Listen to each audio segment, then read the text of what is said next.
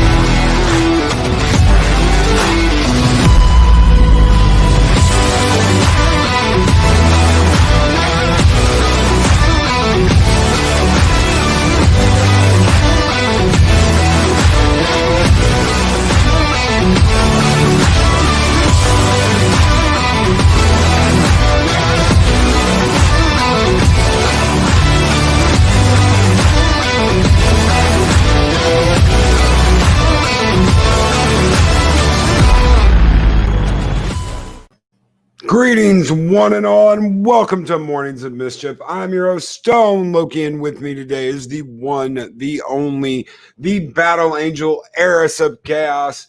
Good. Hello. Sorry, I totally just threw you off. My bad. Sorry.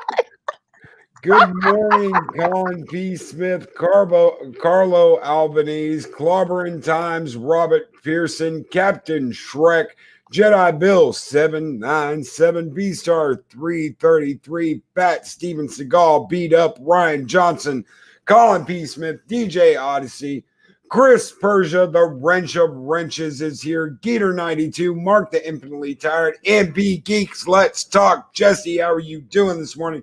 Project Story Time. How is everyone doing? Sit Room, good morning, Sit Room. Yodam Darkstar is here.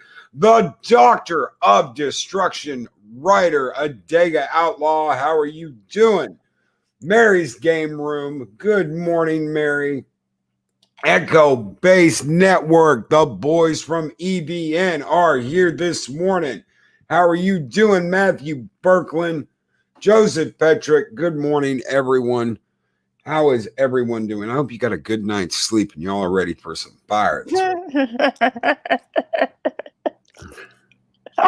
Sleep? What is that? I don't know. Yeah, sleep. Sleep. What is sleep? No, I don't know what that is. Nobody knows what that is. Who needs sleep? Nah. I sleep when I'm dead. Darth Monkey Orath. Good morning. James Andrew Morrison. How are you doing? B-Star. Resolute Germ. Good morning. Good morning, everybody. I would like to personally thank whoever it was, because I lurk a little bit before the stream as I'm getting ready to work, and I noticed half an hour before the fucking stream goes live, there's a dislike on the video. So thank you so much, that special human being, whoever you are out there, you magical person who thinks that you are somehow getting back at Loki for by interacting with the video and boosting him in the algorithm. Well done. It is not petty and stupid to do something like that at all, and it doesn't make you look like an idiot in front of everyone by disliking a stream half an hour before it goes live, before the notifications go out. Well done. Good. Oh, that's YouTube, though. That's YouTube. And you know what? I remember the first time I got my first dislike. It was like a badge of honor. And you know what? The guys over at Echo Base Network said, Loki, dude, don't worry. I said, oh, I'm not. It's cool. Dislike, whatever. And he goes, now you're an actual YouTuber. Welcome to the party, pal. Oh yeah, you're not a real YouTuber till you get a dislike, which, I'm not asking for a dislike, but I still have 100% likes on my channel. So I'm not asking for one, but Oh my god. And yes, by hating on Loki, they help with the interaction. Yes, if you, and honestly, and I'm being serious for everyone, if you really don't like somebody, don't interact with their videos. I know there's the big meme of hating. If you don't like it, don't watch it. But it's like, no, you're literally actually help. Oh my god, God damn it. It's like you're actually boosting and helping that person. So if you really don't like them, like just don't give them a view. Don't do that. You know, it's like, come on, people, we're better than that. But just don't do that. And in reality, it doesn't do anything but help that person. So unless you really want to help them, then I would advise against doing something like that in the future. And good morning, starry-eyed girl, Admiral Oliver Franklin Doom. How are y'all doing? Oh no, Fat Steven Seagal. No, damn it. And dislike, yes. And clobbering times, yeah, dislike way before the stream. I wonder what loser did that. It's part of the job, dude. It's part of the job, and that's what happens, man. If someone wants to be a hater, they'll be a hater. If they want to do that before the stream ever starts, that's totally cool. I'm not worried about that. Yeah, and I don't actually know who did it. I'm just saying thank you to that person who did that. It's and like, what? That's not how you dislike the video, my dude. I'm saying like, this is not interactive where you throw something out in the chat and it does it for you. Anyway, I just wanted to throw that out there because I find it so petty and so amusing. It's oh, that wasn't a rant. That was me just basically giving advice to people. No, damn it. Okay, now I'm gonna get dislike rated. God damn it. Dislikes are a mark of honor, indeed. Indeed, Jeff B. And Shadowcat, hail, and thank you for the hail. Thank you so very much. All right, so what are we talking about today? We are talking about critiquing versus ranting. Obviously, you've got two different ways of going after it on YouTube. If you are reviewing things, if you are upset about something that happened on a stream, and we're going to throw a response out to this is how the fandom dies. Well, the Fandom Menace, not just the fandom, but the yes. Fandom Menace. This is how the Fandom Menace dies. Yes. Well, just to let everyone know, I'm only going to be on for about half an hour, and I really want to talk about the critique versus rant aspect because, well, everything to do with that video, I'm not going to touch on, because, well, I didn't watch the video, so I'm not going to respond to it. But I do have a few words to say about a critique versus a rant, which are two very different things. And I've seen on more than one occasion people go after people for ranting and putting it on the same level as a critique. So one of my best examples is Mahler. Everyone in here knows that I absolutely adore Mahler. I think he has some of the best content on YouTube. And I've been on this platform for about a decade. So that's, for me at least, it's refreshing to see somebody who can rant, who can love something and fanboy about it, but also deliver really, really good critique. It's an art form. It's very difficult to do.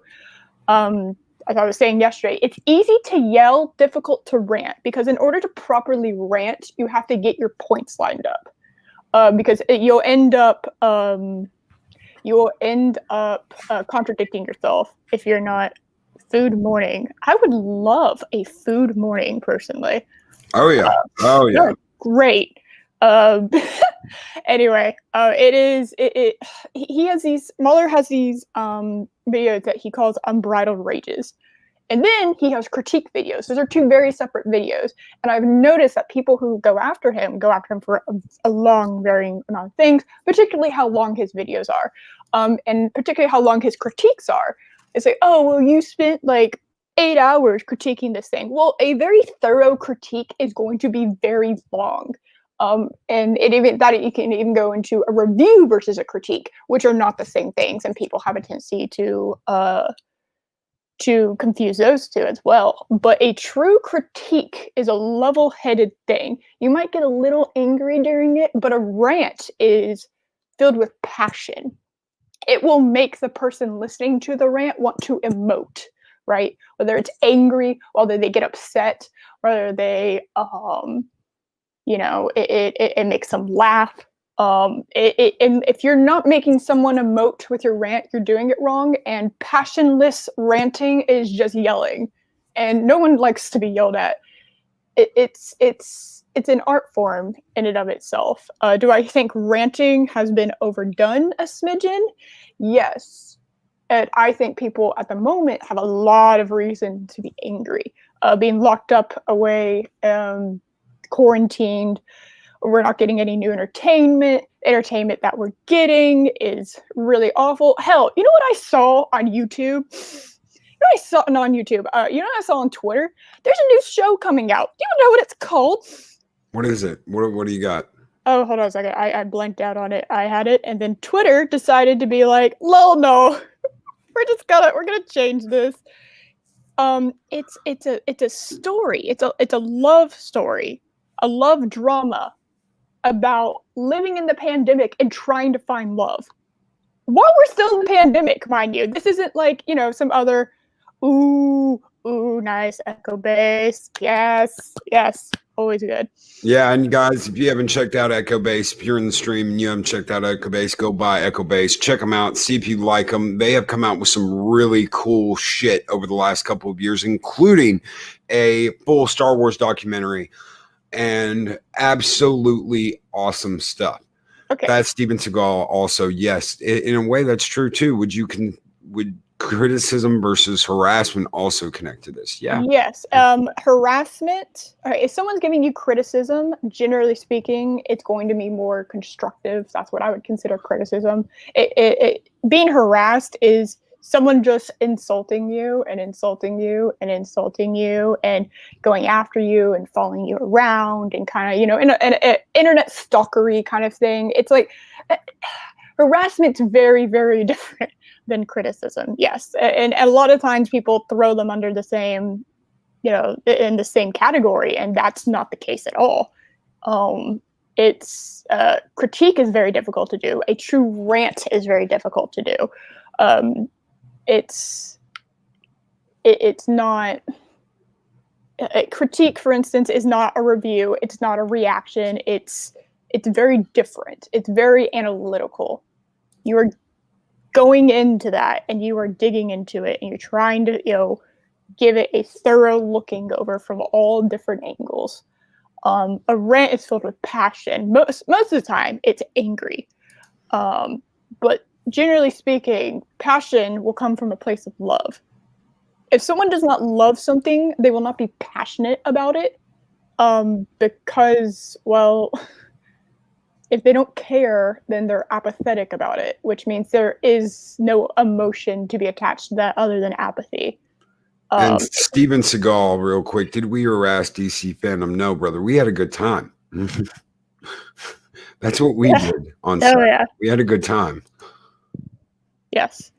And yeah, Cloudburn Times, I agree with that. It's like, hey, a good rant is interesting, but a critique is also, it's very important. They're very, very important. And now some of them can cross into each other, but it's not the same thing at all. Ranting about something is, like I said, it's very difficult to do on the fly. You need to have your shit lined up. Oh yes, that. And also, by the way, what was on the plate? About that, I actually got the name of the story. It's called Love in the Time of Corona. What a bizarre thing to make a show about when we're still going through the pandemic and people are suffering really badly because of it. I think it's really, really tasteless. It's on Freeform. If you know, if you live in the US, you know what that is. It's the new ABC Family, essentially, and they got rid of that. I was like, wow, that's pretty awful, pretty tasteless. But yes, they both can. It is very unique per person when they rant versus when they critique. But I have to put like a critique. Okay. And good morning, Lori Roberts, the Destructor. Yes, good morning, Lori.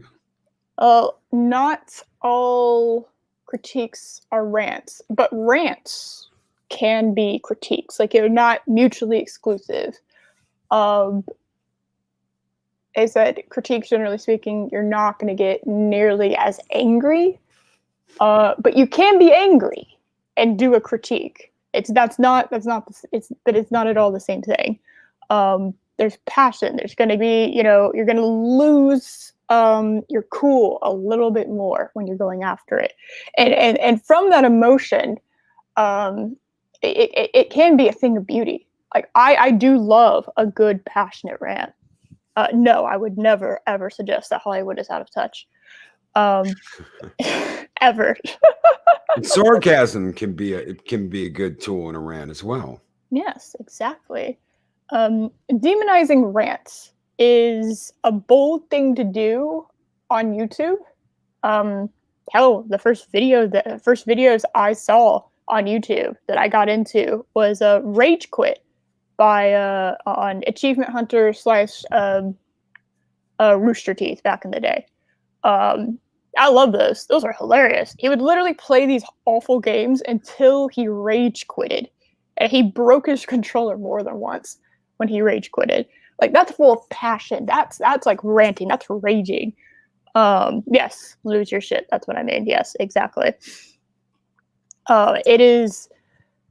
Yeah, they're both art forms, and they're different art forms. To associate one with the other and just say that they're the exact same thing, regardless, because Mahler gets shit from people pointing at his unbridled rages, which are labeled as that, and being like, well, you're emoting here, you're being subjective here, because he is a very big into being objective, and it is.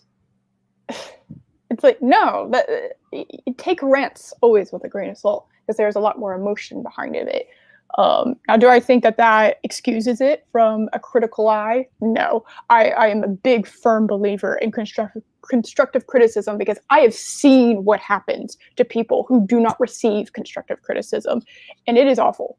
It is truly awful to witness someone go through that, where they get told that they're the greatest thing ever, or they don't get told anything, and they just continue on floundering just helplessly in this, kind of, well, I don't know, I'm going to keep doing what I'm doing because no one's telling me otherwise. Or I'm the greatest thing since sliced bread and the wheel, so I must be doing, because everyone keeps telling me that, so I must be doing something amazing all the time. And until someone tells me something negatively, well, I won't change my path. It's awful to see somebody be without critique. And yes, clobbering time. I completely agree. Yes. It's human, because emotions are human. Yes, sir. Yes, exactly. It's it's very, very human, and I enjoy it. I do not enjoy passionless ranting. Like I said, that's just yelling. If I want to be yelled at, which I don't, I'll go look in a mirror and yell at myself, because I'm very critical of myself. I'm my own worst critic. And anyone who knows me knows that. That goes with being an artist. It's just, you're the greatest ever. No, I'm not, Steven Seagal, but I appreciate it. Thank you. I firmly believe that if you're going to rant about ranting, I'll touch on it a little bit, but if you're going to rant about ranting, realize how that looks a bit ridiculous. Well, if I've been known to rant on occasion. You? On occasion, yeah. My God, I've never heard such nonsense. I know, and it's never about something that I don't give a shit about. If I care about it and I get upset about it and I'm fired up and I want to get my point across, it comes out like fire. Mm-hmm. If that's not there, there is no rant. There is no rant. It's going to be a critique. Mhm. Yes, you can just hate on something. Is that possible? Yes, of course it's possible. Yes, You and can and just that hate on has been seen on YouTube. Don't think that I'm saying all ranting's good and all ranting is created equal. It is not. That is why it's like to yell is easy, ranting is very difficult. True ranting, it is very difficult. Because you have to be very passionate about what you're talking about in order to properly rant, and on top of that, not contradict yourself in the process because you are filled with emotion. So it's like maintaining control while also, kind of losing it just a little bit. Like loosening your grip is probably the best way to put that. You are speaking from the heart when you're ranting. You're speaking from the mind when you are critiquing, and it is possible to do both at the same time. That is a very, very, very difficult thing to do. So it is an art form. It takes and training.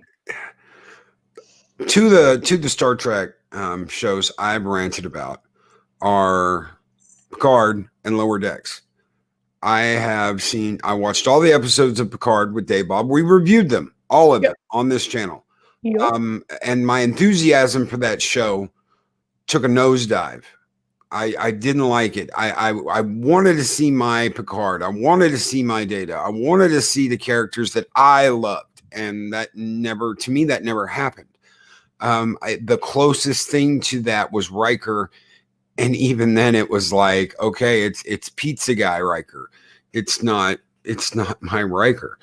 And when I watched Lower Decks again, I watched 2 episodes. I have seen the third, but I watched the first 2 episodes. I reviewed them. I did not like them, and I said after 2 episodes, I'm not going to keep reviewing them because I know what's going to happen. I've been through this with STD. I've been through this with Picard. I'm now going through the same thing with Lower Decks. My enthusiasm was high because it's Star Trek, and I love Star Trek. Mhm. And my interest has nosedived because it's not something I enjoy. The reason why you have never heard me rant about STD is I watched 4 episodes. This was before I started reviewing anything on this channel. And I couldn't keep watching it. As soon as I saw them use the Spore drive, I checked out. I was done. I was like, this is the stupidest shit I've ever seen in Trek. I'm out. I've tried to go back and watch. I just can't get through it. Michael Burnham is insufferable. I just cannot get into it. And people have said, oh, well, when Anson Mount comes in season 2, to me, because it's Star Trek, I can't put in the emotional give a shit. So I stayed away.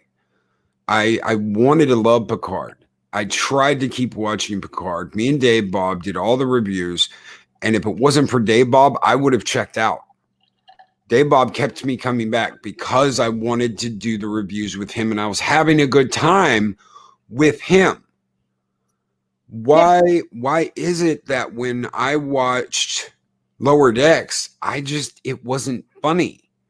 People keep saying it's a funny show. To me, it's not funny. I didn't get a kick out of it. I didn't get a smile out of it. I didn't get laughs out of it. You got a minute chuckle when the Bajoran security officer said, "By the prophets." And that's not even something that belongs to Lower Decks. It's something that belongs to DS9. So I got a member berry thrown at me, and it was a light chuckle. Yeah. Lower Decks doesn't own that. DS9 owns that. And my love for the Bajorans, that is where that chuckle came from. And I won't review it because it's going to be the same review every week. That doesn't mean I'm not going to keep watching it just because I don't like it. Maybe they will turn it around. Maybe they won't. If after this first season is over, it's nothing but the exact same thing every episode, I won't keep watching it. I don't even know if I'm going to review Picard. Rambling Canuck, my brother, has offered to review them with me because he liked season 1. I didn't like season 1, and me and Canuck got into it tooth and nail. Oh yeah. At the end of the day, that's his opinion. I respect that. At the end of the day, my opinion is my opinion, and he respects that. So we agreed to disagree after fighting each other tooth and nail and screaming at each other on PJ's channel after we both got invited to talk about Picard on the Orbital Nation. But we're still friends. We're still fellow YouTubers. I would never, ever go after him because I believe that something he said wasn't factual. I would never do that. It's his opinion. He likes what he likes. I like what I like. At the end of the day, that is what separates us from the bullshit that's out there. We're both Trek fans. We both love good Star Trek. He thinks that Picard was good. He doesn't think it was great. He doesn't think it was amazing. He's never said it's the best Star Trek ever. He just thinks it's good. I think it's a flaming fucking dumpster fire. I think they had their heads squarely up their ass when they made it. I think bringing a whole shitload of politics into it was the worst thing you can do. And people will tell you, oh, politics has always been in Star Trek. Politics has always been there in Star Trek. A lot of the messages in Star Trek are in the subtext. Allegorical. It's clever writing, something that is lost, unfortunately, in modern day entertainment. Yes. By the way, just a fun little thing. Have any of y'all tried ranting without actually giving a shit about what you're ranting about? Because I've tried doing that. And it takes more energy and more effort to attempt to care about something that I don't care about just because I think it's required from me to be angry and indignant and to rant about it. It is draining emotionally, hell, mentally, spiritually, physically. It is awful. It is an awful thing to put yourself through, to try to rant about something that you genuinely don't care about.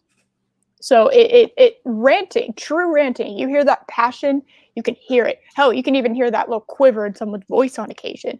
That's when it's really, really intense. That comes from like your soul, like your heart. That is not something you can fake. I don't care how good of an actor you are. And good morning, cotton candy haired Jeremy. How are you doing? My God, I haven't seen him in forever. Hello. The cotton candy haired one is here, ladies and gentlemen. Holy hell. What is up, my dude? And yeah, Psychodorp 9, political subtext was in Star Trek, but its story is timeless. Yeah, I don't mind politics in my media. I just wish it was cleverly written in there. I love clever writing. You know what I love doing? And I bet y'all do too. I love stumbling across something like, hey, I'm discussing this with somebody. And they're just like, have you ever thought of it like this? Or did you notice this? What about this? And it's like, oh, I've never thought of it like that. Oh, I need to rewatch this now. Hell, when I first watched Prometheus, I didn't really enjoy it. And I had one of my best friends on the planet watched it and was like, I love it because of Greek mythology. And I was like, well, I love Greek mythology too. And I guess I never put two and two together. It was like Prometheus, Greek mythology. Anyway, so I watch it and I look for the Greek mythology, subtext, and I kind of enjoy watching it for that. Now, I don't enjoy the movie, but I found something in it that I enjoyed because somebody that told me, hey, why don't you try to think of it like this? And I love stumbling across little things like that.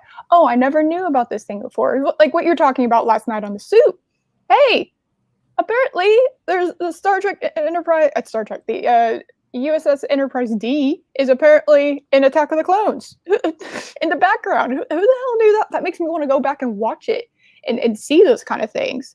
And Serenity from Firefly and the Millennium Falcon's been in the prequels, and there's little Easter eggs throughout certain scenes. Yes, get me to throw in there. Exactly, get me excited about this, about these things, to get me like rewatch it and just find something to enjoy. I don't like disliking things. I don't like being angry. I don't really know if anyone truly does enjoy being angry. I'd rather be happy. I'd rather enjoy it. And if people can find enjoyment in Lower Decks, I'm personally not going to watch it. I didn't watch The Mandalorian. I'm not going to watch Lower Decks. I didn't watch Picard. I really didn't even watch STD very much. I saw clips and, a few reviews of it. I don't want to spend my time watching something that I don't like from a trailer, or even an art perspective. I hate that animation style because it's so overdone and oversaturated in the animation scene at the moment. I believe it's called the Caltech art style or whatever.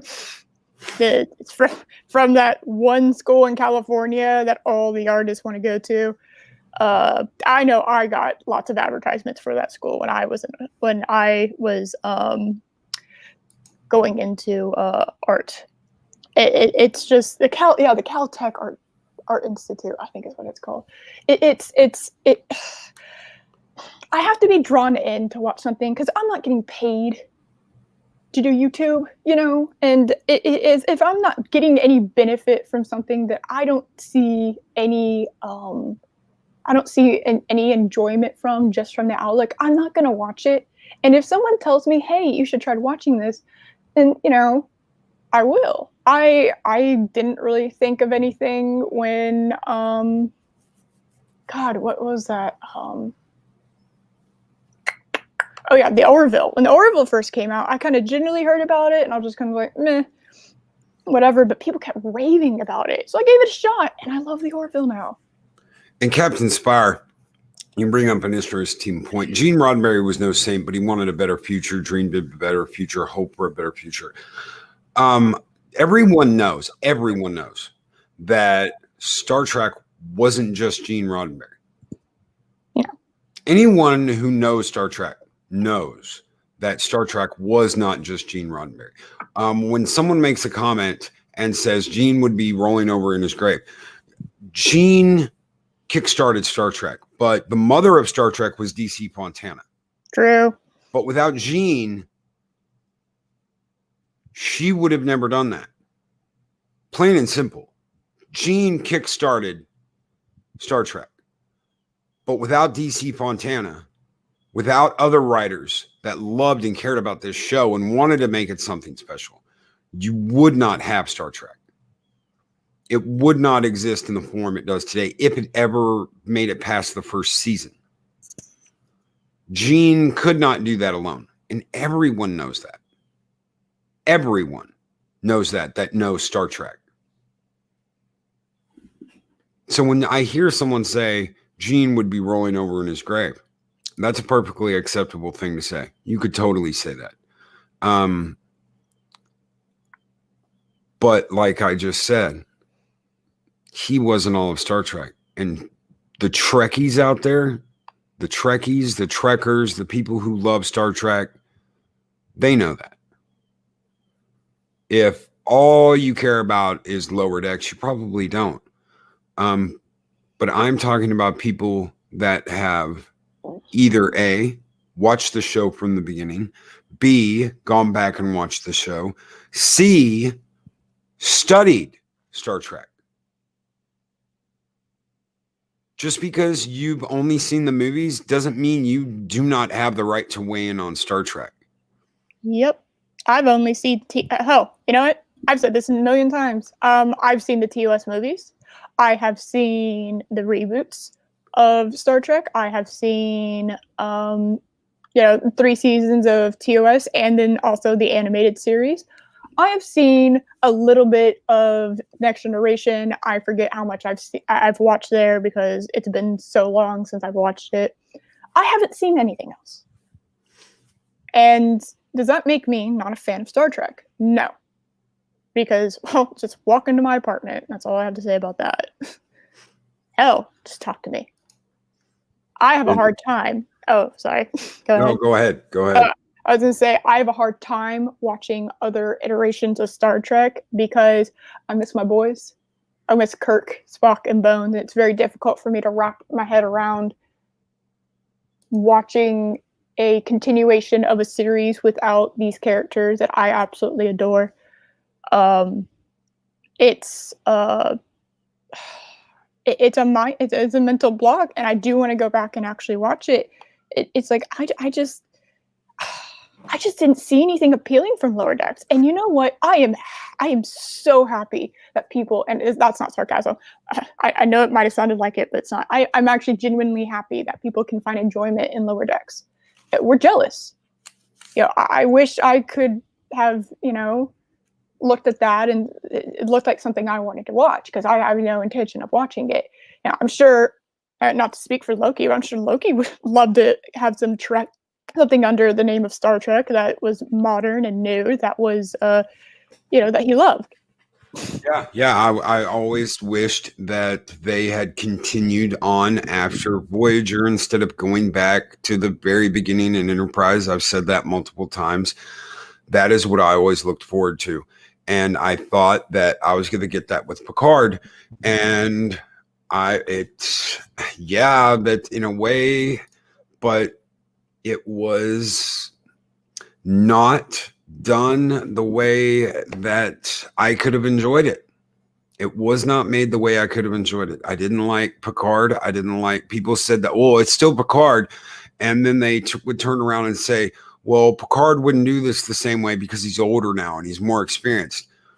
But also use the term that, well, it's Picard, so he would do it like this. Well, you can't say in one sentence, it's Picard, he would do it like this, and turn around and said, well, the reason why he didn't do it like Picard is because he's older and more seasoned. Pick your poison, one or the other. He's either the Picard we know or he's not. I didn't like what they did to Icheb. I didn't like what they did to Seven. I didn't like the new cast. I kind of like the captain. I don't even remember his damn name or the name of the damn ship. Isn't that a bitch? They don't spend enough time on actually introducing characters.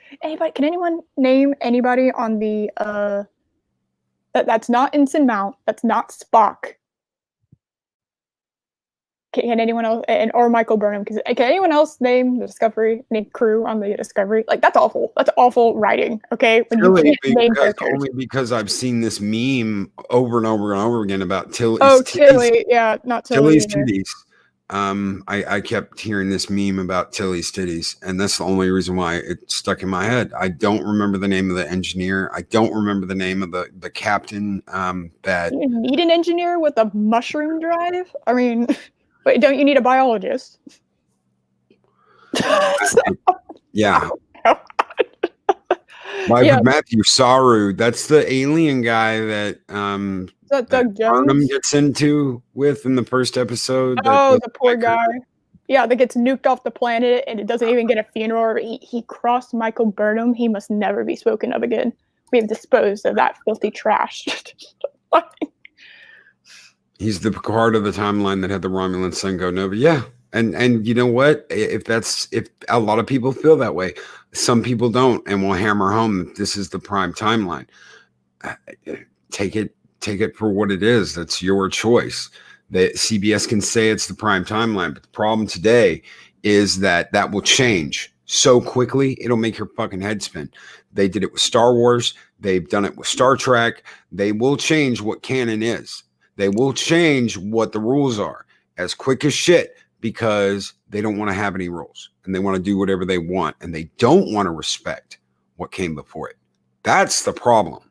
And when we see that, when we comment on that, when we stand up and we say that's horseshit, we get a finger pointed at us and we get called names. And if that's happening within the community, there's a fucking problem, folks. Because we don't act like that. We don't do that. We don't point a finger at each other and say, you're a fucking moron because you believe this or you like this or you don't like this. We're better than that, guys. Come on. Really, we are. A YouTuber comes out and says, and they're in mid-rant, and they're passionate and their fire is flowing, and they make a verbal flub. If they're so in the moment that they say something that doesn't line up, they're in the middle of a rant. Yeah, rant versus critique. Again. Yes, rant versus critique. If someone doing a critique gets something wrong, that's on them 110%. I will back that play. A rant is a bit different. I'm a bit more lenient with a rant. Hell, last night, for instance, and y'all can all go watch this, I, as a huge DC fan, my entire life, I have loved DC comics. I have loved the movies, TV shows. I have been a huge fan of it. You know what I did last night? I mixed up Doomsday and Darkseid. Does that make me not a fan of DC because I made a mistake? No. No, not at all. You're a Wonder Woman fanatic. You love Batman, and anyone that listens to this lady right here and says she's not a true, oh my god, I fucking hate that, true DC fan because she fucking misnamed Darkseid and Doomsday. Guys, this girl will kick your ass when it comes to anything about the Justice League. She will kick your ass when it comes to anything about Wonder Woman. She knows her shit. Yeah, so it doesn't mean don't gatekeep like that. That's bullshit. You know, it's like, hey, maybe point it out to them and give them a little bit of feedback. Maybe don't like, you know, be like, you must not be a fan of this thing because, well, you made a mistake that one time. It's like, okay, well, unless it's a consistent mistake and there's multiple mistakes and there is, hey, you don't know these very key aspects. It looks like you just read the damn wiki and that's all you did. Well, that's different rather than just making a single mistake. In Life of Matthew, I would never ever say that you aren't a real Trekkie if you like Lower Decks. No. I have heard the exact opposite, Life of Matthew. If you love Star Trek, you will love Lower Decks. If you don't love Star Trek, you don't.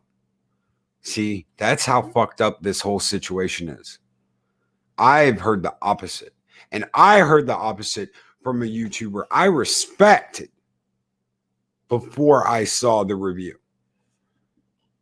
I heard it from a YouTuber that said that people were raving that when they watched it, that it was wonderful and they were so happy that they didn't listen to the people who didn't watch it. Well, I was in a room full of fellow co-conspirators watching that show for like the fourth fucking time before I did my review. 4 times each episode because I watched it with different people to get their takes because I was like, maybe I'm just missing something. Maybe I am getting old and crotchety. But no. And a couple of people laughed. Oh, isn't this just the funny shit? And I'm just like, it's just falling flat on me. I want to love it. It's a Star Trek cartoon. I want to love it. And I'm hearing this shit. I'm hearing this shit from people I respect that if you love Star Trek, you will love Lower Decks, which is the exact same thing as saying if you are a true Star Trek fan, you have to love Lower Decks. Fuck that. No one gets to label shit like that. And if you do, you're part of the fucking problem.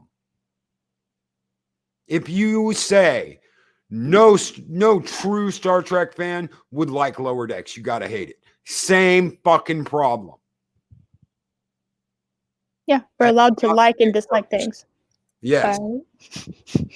You can be a true fan of something and love it and still not be cool with it. Not be cool with where it's going. Just look at our 9-hour DC event that has had 5,000 fucking views. Holy hell, Jesus. I've got Superman fucking seat covers in my car. Superman seat covers in my car. I love Superman. I love Batman. I love Wonder Woman. They are the holy trinity for me in comics. And I blasted that event because there was no comics. There weren't any comics. We got like one preview for some fucked up shit that I'll never ever read. And they went over old comics for like 10 minutes. That's it. That's all they did. Everything else was TV movies. Why am I upset about that? Because DC is a comic book company. And DJ Odyssey, sadly, I don't like LD, Picard, nor Discovery, but I'm still a true Trekkie. You're goddamn right, Deej. You are goddamn right.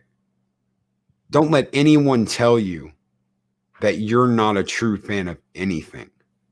Don't let anybody tell you after you have had a rant because you love something that you're getting it wrong. And to say that, to say this is how the fandom dies, this is how the Fandom Menace dies, does an injustice to you and does an injustice to the fandom. I hope you're out there, AT, and I hope you're listening, brother, because this isn't an attack on you. To go after Anna because she made a mistake, that was all going on in her head mid rant. That was all going on in her head mid rant. She was passionate, she was fiery, and she was letting it all out. And she didn't bring you up. She didn't say fucking AT is so wrong. She was just ranting about something she cares about and something she's passionate about. And I went through your comics. I went through your comments and I saw people saying, maybe she should stick to Star Wars. Really? And yeah, I get it. You didn't say that. But you pointed him in that direction. We love what we love. We care about what we care about. We fight for what we fucking care about. We're all in this fighting for the things we care about. And AT, when I heard you Sunday, brother, and you said, if you don't like it, don't watch it. You and I both know that you have built your channel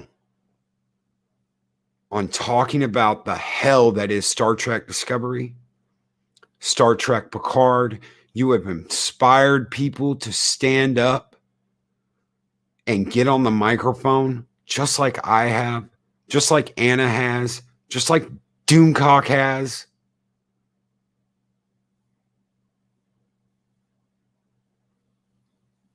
We stand together or we fucking eat each other apart. And I don't want to see you go down that road.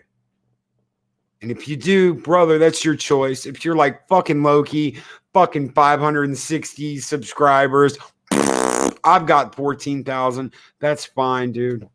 I do my morning show. I have fun. I kick back. I enjoy what I do. I love the people I get to work with. I love the people I get to talk to every morning. And that's me. So if you don't want to listen, if you want to blow me off and you want to say, oh, fuck you, Loki, what do you know? That's fine, brother. That's fine. But I know going after Anna because she was having a rant and talking about something factual, you're like, I'm going to factually go after this. This is wrong. Brother, how many times have you been fired up about something and just letting loose like I do? And you may not have said something that's 100% right. And if you tell me you haven't, I know you're bullshitting me because I've seen it in the comics. I've seen it in the comics. I've seen you say in your comments, I was in a rant. I said this instead of that. We all make mistakes. That's not the end of the Fandom Menace. That's not how the Fandom Menace dies. That's what makes us human.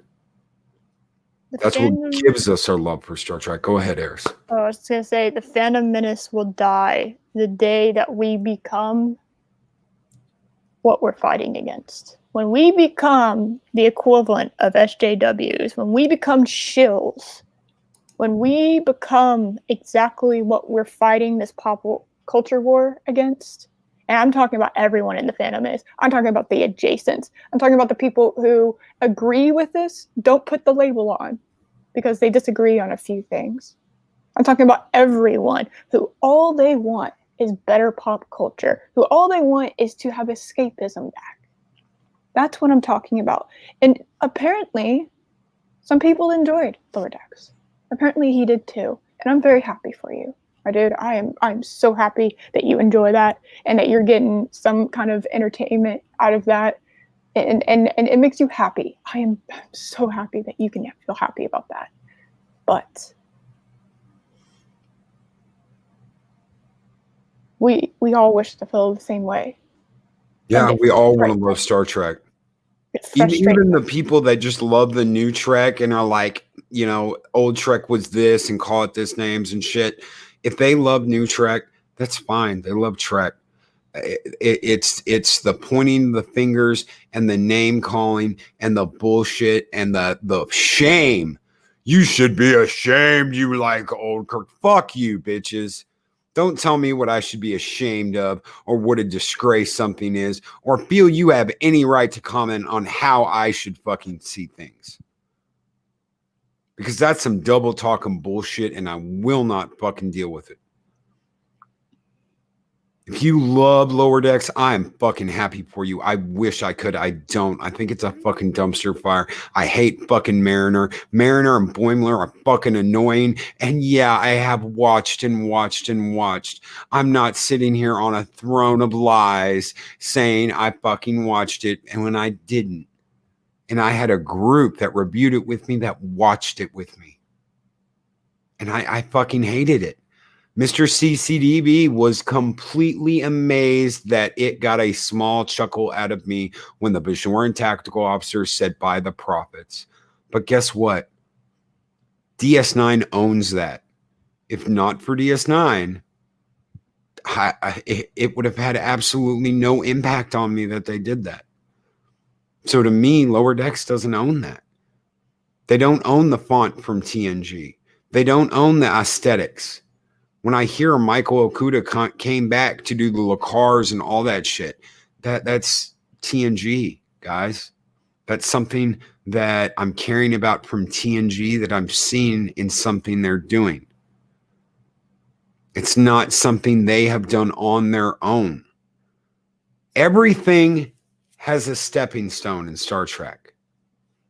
In TNG, in the very first episode, Bones is there. Bones is fucking on TNG. I don't see no pointed ears on you, boy, but you sound like a Vulcan.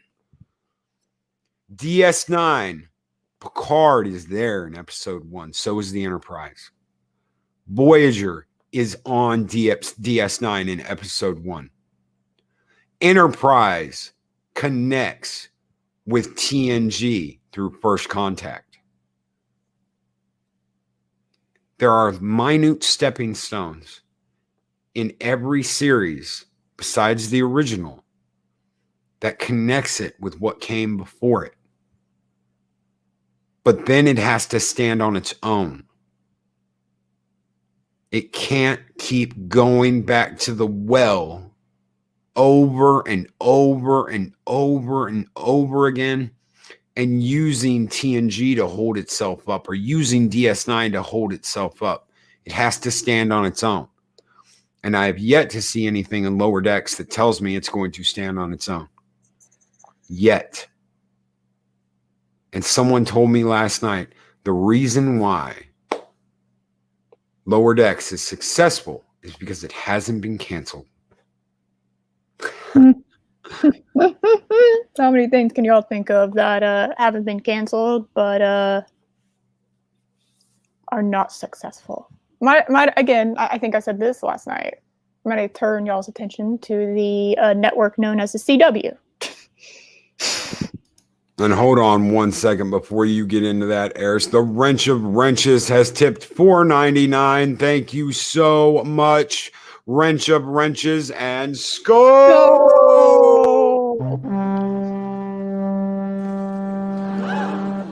There it is! Take your hat off, boy. That's a dollar bill. And And the wrench of wrenches says, here's to the 560 members of Valhalla that stand united. We may be different with varying points of view, but that's what makes us special because we respect each other. Skull. Hey, Life of Matthew actually has a fair point.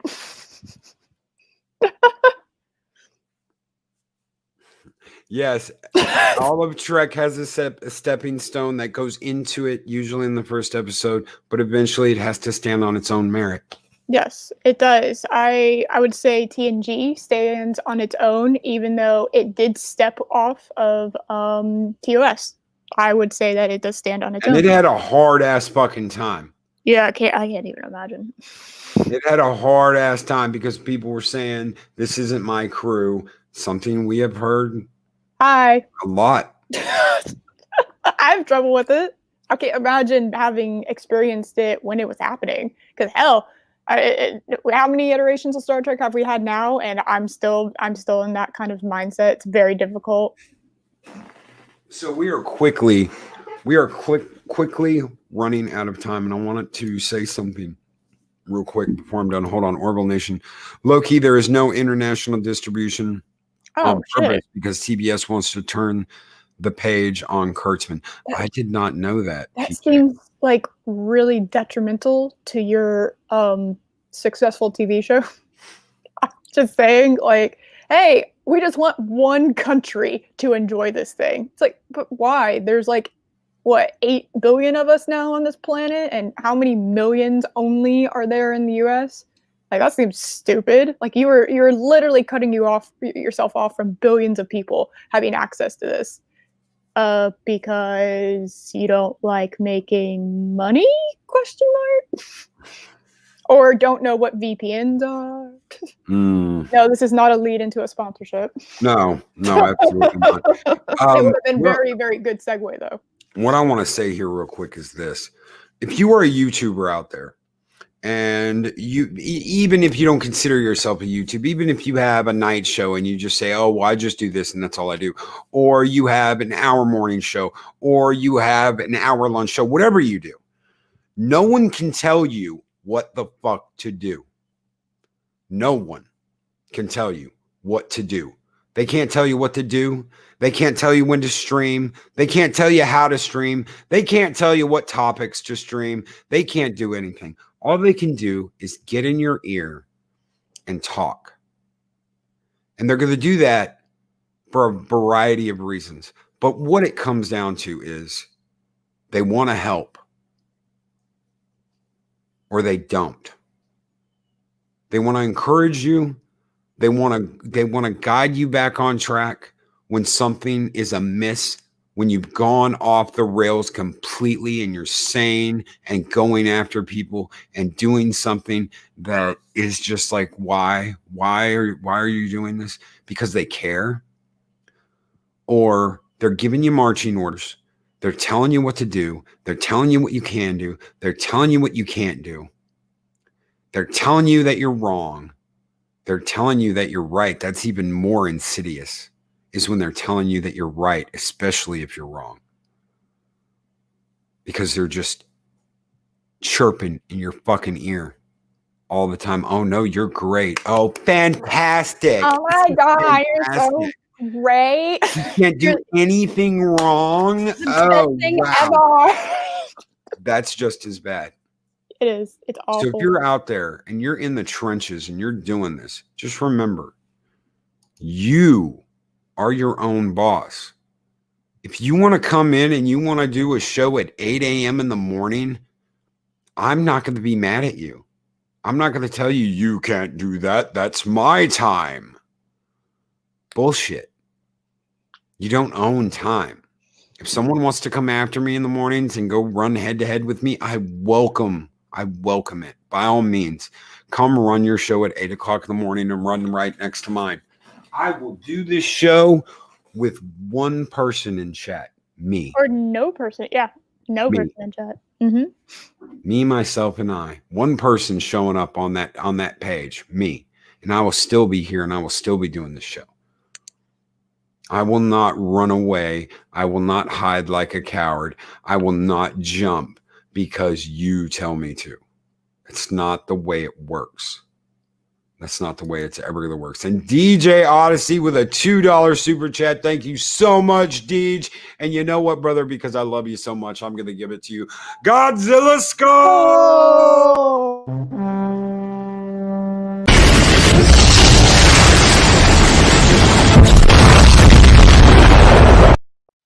Oh, I love it.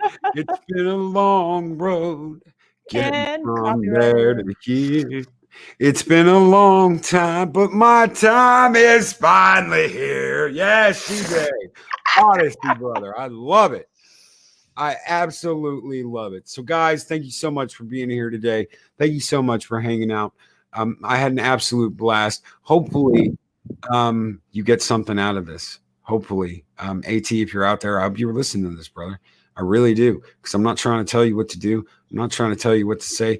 I'm just trying to tell you that this Fandom Menace thing that you think is dying, as long as there are people that love this shit, that stand up and say, no, enough is enough, there will always be a Fandom Menace. You can't kill it. I can't kill it.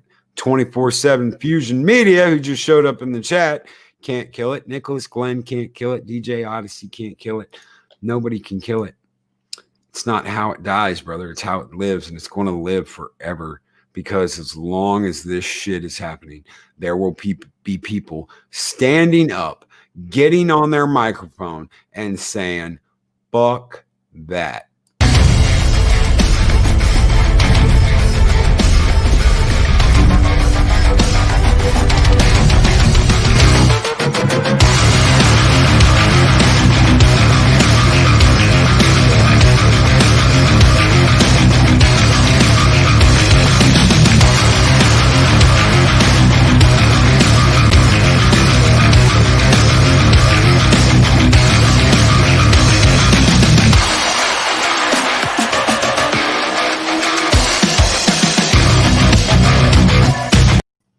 Oh, wait a minute. Hello, AT. How you doing, buddy? So you wait until I'm done. You wait until I'm done to say something. I mean, I talked to you, directly to you. I talked directly to you this whole time. I said your name. I didn't fuck around. I didn't jump around it. So I thought this was going to be a response. Oh, it was. It was. It was a response. If you didn't get that response, I'm sorry you didn't get it. Sorry you didn't understand it. See, I don't do things for clicks. I don't do things to get, oh, everybody all jumpy. I came at you honestly. And if you want to wait until I'm done with the show to say something, well, that's on you, brother. That's on you. Did you think this would like throw me off? That I wouldn't come back in here? We had 50 people in here. We could have done this 5 minutes ago. But you wait till I'm done to say something. Maybe Clobbering Time has a point. Because if you want to go, I'm here. If you want to go, I'm here. And Captain Shrek. It's really interesting. Huh.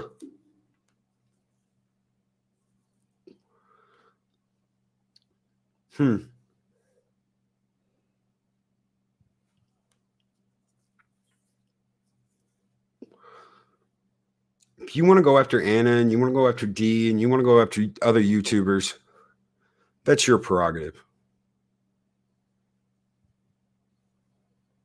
That is completely your prerogative. to go after them and to pick little things. But you know what I got ready for you, brother? I got something ready. How about this? How about this? I know you were probably joking when you said it, but Picard didn't kill Wesley's dad. He was in a situation he could only save one out of the two, either Wesley or his father, and he chose to save Wesley. It's also false that that he only made him an ensign because of being friends with his mom. That was the reason he allowed him to be on the bridge the first time. But later, it was because he saw his skill and was told by the traveler about his potential that he decided to let him do it. And probably would have, even if it was some random kid on the ship and never knowing his parents. Accusing him of doing it only because of nepotism is a big insult to the character of Picard. And your response, sir? I should have said, did not save, not killed, but yeah, just a rant.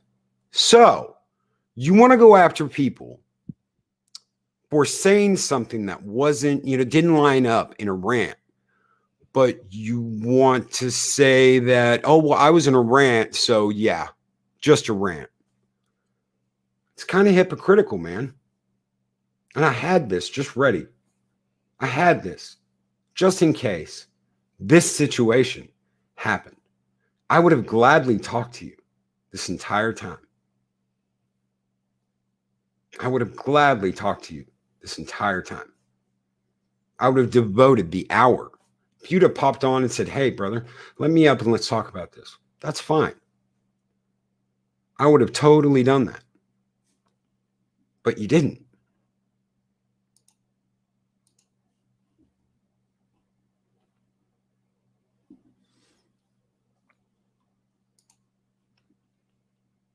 Is that what you want to do, Annie Trucker? And just on a note, I do need to go. Yes, so go, if Eric. y'all, because yeah, job and yep, livelihood and stuff like that. I do need to go. But hey, if you want to come on and I want to talk it out, that's cool. I don't really care. But yeah, I need to go. Anyway, I needed to go like 40 minutes ago, actually. Great day, Eris. Thank you so much for coming on and talking with us. Thank you so much for laying all this out. Thank you. Yeah, of course. See y'all around and hope y'all get this sorted because, yep. Anyway, bye. Goodbye, Eris. Thank you again for coming on. Thank you for having me. Anytime. Toodaloo.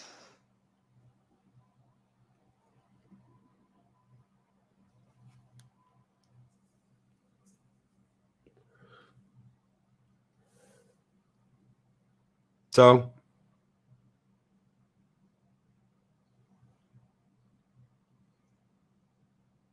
should I play Jeopardy music?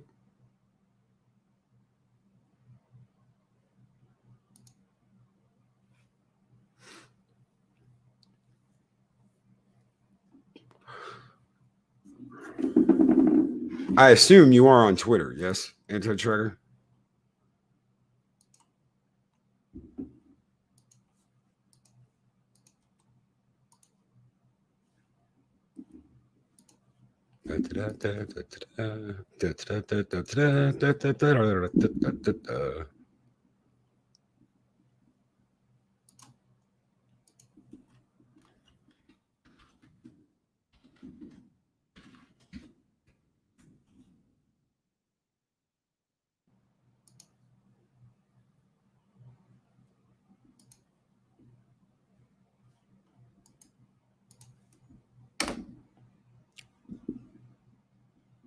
The link is sent to your Twitter, sir.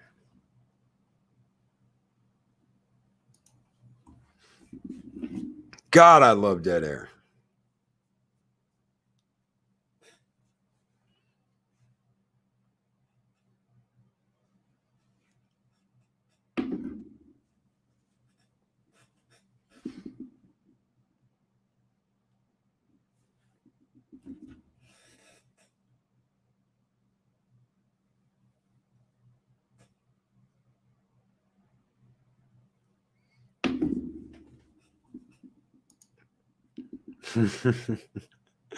Oh, I've got a skull to celebrate. Hold on one second. We'll do that while we're waiting.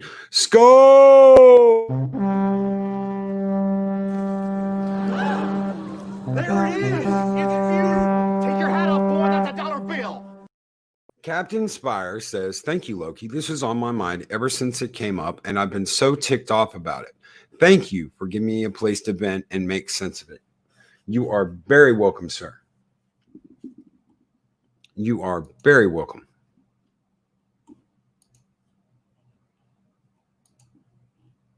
Thank you so much for the super chat, Captain Spire. You guys keep the lights on in Valhalla. Thank you.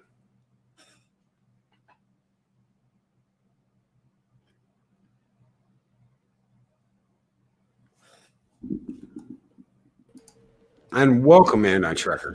Hey, give me a second to put my headphones on. So No worries. Echo on you. Welcome, Anti-Tracker. Ooh, I can hear there myself in the goes- background. I love that. Say something real quick so I want to make sure the volume's okay. Test, test, test. Okay, cool. All right. Anyway, sorry about that. So, and the only reason I said what I said there in the chat is because someone told me last night when I was doing my live stream that you would set up a live stream as a direct response to my video. So I was like, oh, interesting. Okay. And Fandom Menace dies. It wasn't. That's what I said. My video. Fandom Menace dies this is how the Fandom Menace Right. dies. That was my roast. That's what I meant. Just my most recent video. And so I figured, okay, that's cool. I encouraged my audience at the time to come watch it because, we should always be open-minded to whatever opinions are out there. And, then I was a little bit late to come in, but I basically listened to the whole thing at like 1.5 speed until I just got caught up right when you were wrapping up. And when I said that I thought this was a response to me, it was because you spent, and granted, I know that, that was part of what you wanted to do is talk about critiques versus rants. I heard a whole lot about that. And then the only real critique of my video that I heard from you was that I shouldn't have picked on Anna because she was just ranting, and that people in my comments section were mean, and I'm the reason that they're, and while I may not have said some of the mean things myself, I inspired people to do it, which I actually found very interesting. That your comment section was mean. It wasn't that your comment section was well, mean. you were saying that you were hearing some horrible things in the comments, and then no, I never said horrible. I just said that they were telling maybe she should stick to Star Trek or Star Wars. We're a fandom. If she loves Star Trek, she loves Star Trek. Yes, I think it is very difficult for someone that has that Star Wars girl that is focused on Star Wars. When you brand your channel like that, it's hard to branch out. It is. It's hard to branch out when you brand your channel like that. But she has the right to her opinion too. And if she gets something wrong, she gets something wrong. Same with Doomcock. You went after Doomcock too. I don't spend my time talking about other YouTubers unless I'm trying to encourage them to do something great with their channel. I'm so sorry. Wait. I don't mean to cut you out, Loki, but for whatever reason, everything on my end froze for about 40 seconds or so. So I missed some of what you were saying. What I was saying is that Anna's got that Star Wars girl. That's her brand. Mm-hmm. So, of course, she's all about Star Wars. But branching out, while difficult with something like that as a brand of your channel, she has every right to talk about that too. And when you know as well as I do, when you're passionate about something and you're getting something out and you're ranting about something, mm-hmm. you can make a mistake. You made a mistake. But here's the problem with that, Loki, is it's not that she said something off the cuff that was factually incorrect. That doesn't bother me in the slightest.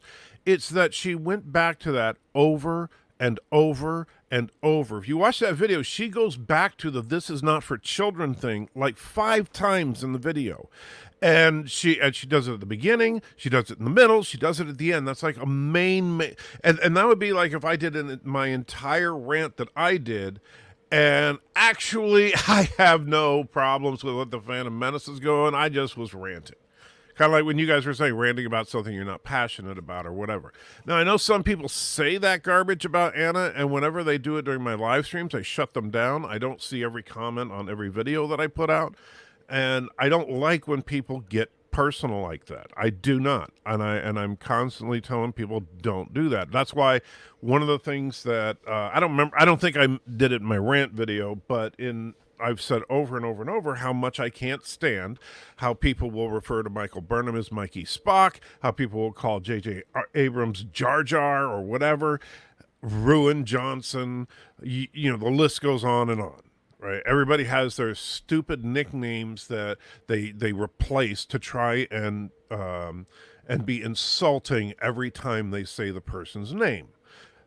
I find that completely disgusting. I'm sorry. Not because I love Michael Burnham. I don't. I can't stand her character, and like many people, I find her insufferable. At the same time, I'm not going to sit there and call her Mikey Spock every time I talk about her, because to me, that already shows that your mind is made up, that there's no way in the world that this show could get good to you.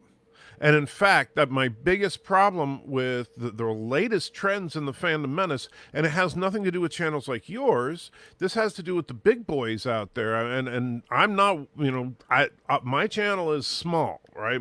Even though I know some people say, wow, 14,000 subs, my channel is small. The large channels are like, million plus. And even looking at some of the larger channels in the Fandom Menace, like Nerdrotic and Doomcock, they're in the 200,000 range and stuff, Geeks and Gamers and all that. And those are, high medium channels as far as YouTube is concerned. But when they're sitting there doing this stuff all the time, and they made up their mind about Lower Decks 6 months ago. They made up their mind about Picard 6 months before Picard came out.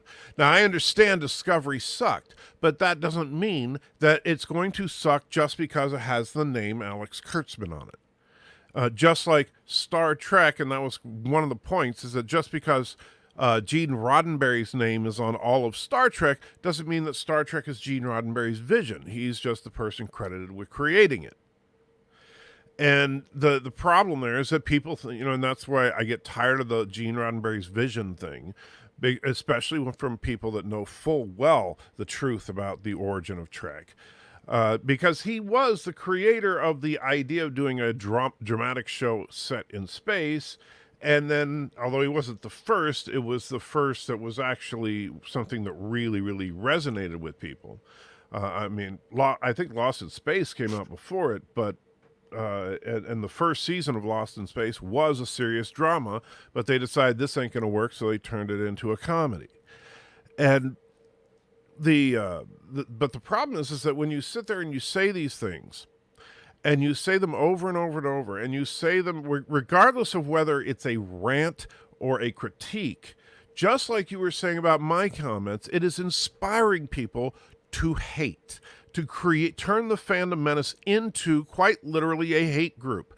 That's what they are doing to it. Because now, when someone comes out and says something contrary to the narrative, all of a sudden they're an enemy, they're a shill, they're an SJW, they're whatever you want to throw it. I've seen it in the comments of this live stream, people calling me an SJW because of the fact that I disagree with people. And that is bullshit. I'm sorry. It just is. When people make up their mind on a product just because of the name of someone in the production of that product, they're being dogmatic. They are, and I have no respect for it. I have zero respect for people that want to just say Star Trek sucks because Alex Kurtzman's name is in the credits. And I'd like to make a comment, pull up a comment here from Captain Trek. He says, Anti-Trekker, I watched each episode of Lower Decks before I said anything. I said negative because I see nothing good out of the show and consider it against everything Trek. Right. And I've told Captain Trek he is certainly entitled to his opinion. And said that if he didn't like it, don't watch it. I have said that, and the reason I say that to Captain Trek specifically, and by the way, I don't say that to absolutely everybody.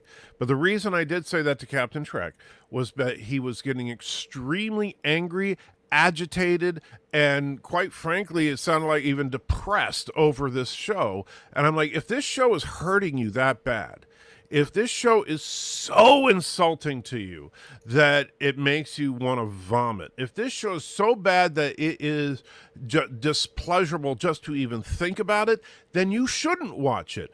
Unless you are doing something like, if you are doing a YouTube channel where you're critiquing it, okay, fine, you're obligated to watch it. He is. Roger Ebert did 1 million reviews on movies he didn't like. Although he didn't, there weren't that many that he considered really offensive. There were a couple, and I disagree with him on a couple of them. But the idea is that if it's that difficult for you, then you probably shouldn't. If it's so bad, and again, I don't want to pick on Captain Trek, but since he's the one since he spoke up, he started coming onto my live streams, and regardless of the topic of the live stream, he turned it into I hate lower decks.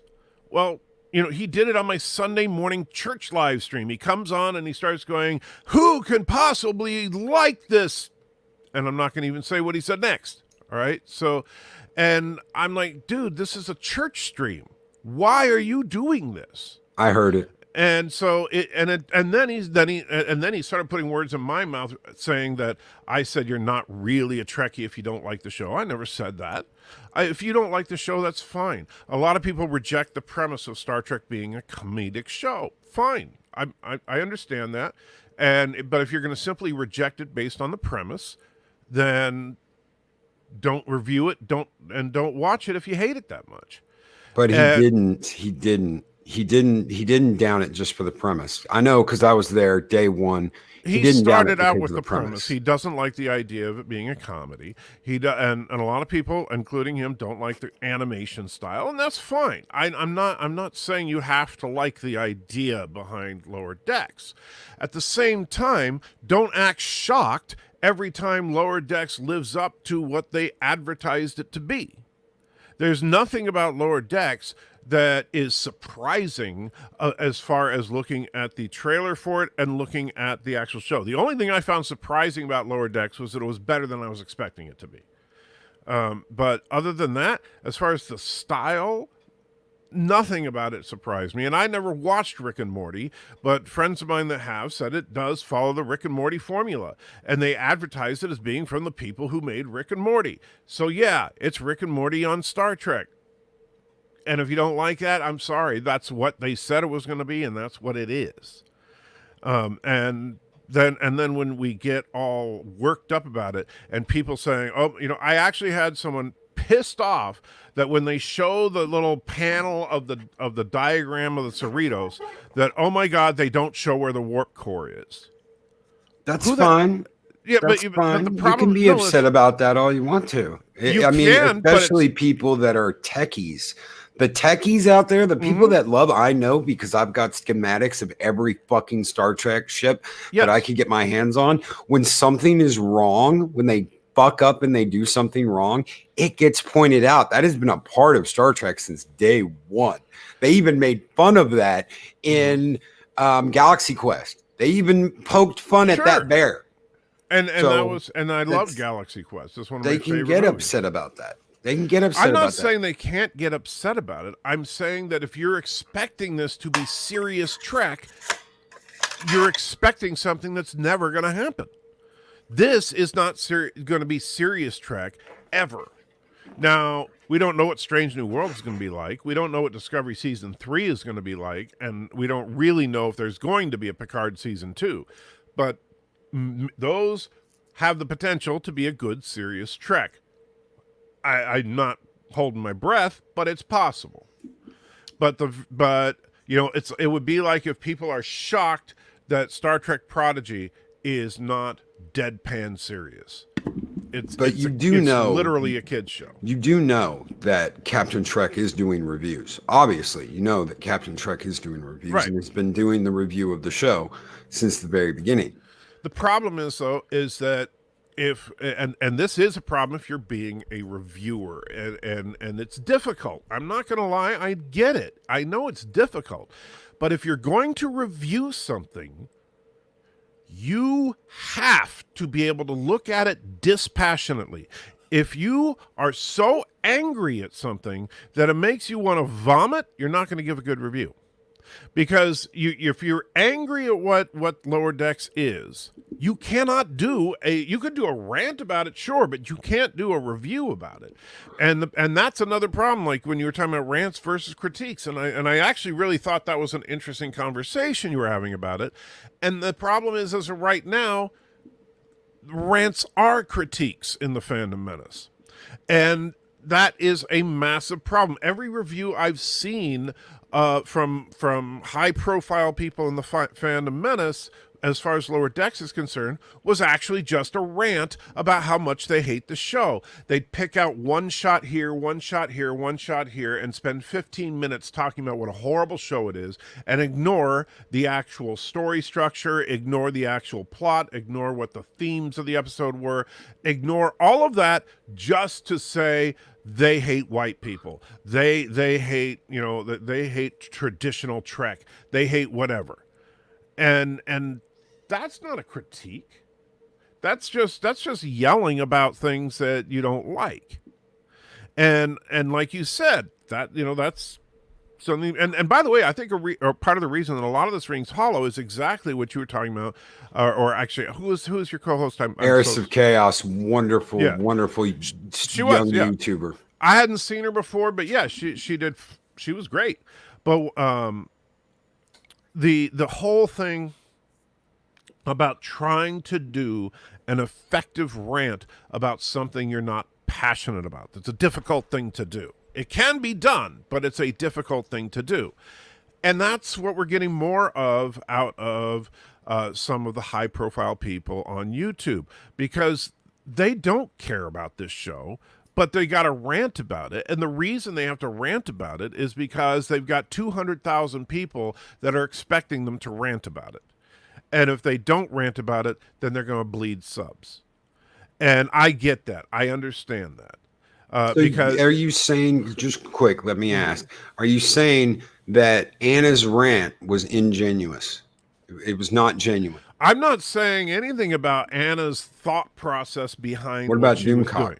What about Doomcock? Doomcock, I do think, was disingenuous. And the reason I say that is because I know him. Because I know him too. Right. And and like you said, you know full well that Doomcock, like many others, knows exactly what happened with the origins of Trek. He and I have talked about it, and he is very knowledgeable on the subject.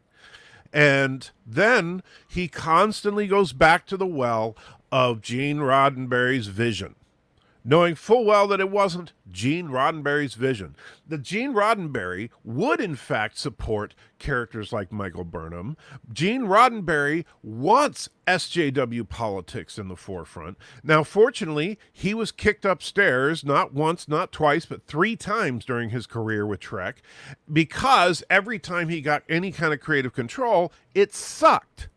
And people talk about how, oh man, these first few episodes suck, I'm giving up. Okay, if you go ahead and show somebody for their first experience of Trek, go ahead and show them Encounter at Farpoint and see how much they love Trek. Oh, but don't worry, The Naked Now follows that one up, and it sucks.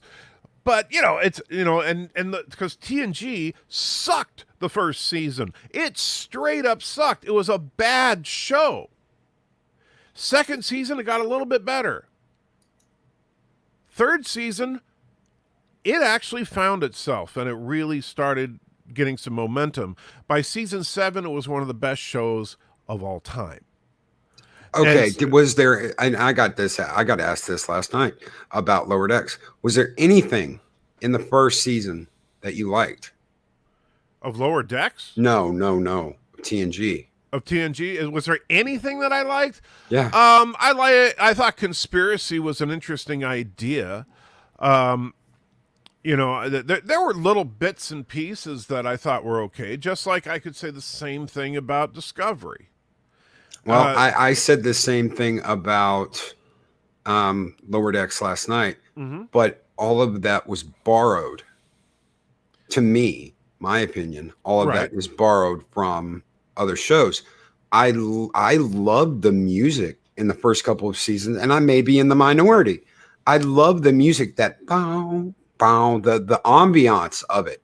You talking about the theme song to Lower Decks? No. I'm talking about the music in the first couple of seasons of TNG. It changed. Yeah. It changed. You had this sci-fi. Honestly, I hated the music in the first season of TNG because they used the Star Trek theme played with an 80s synthesizer, and I couldn't stand that. When they switched over to orchestral music, it was much better.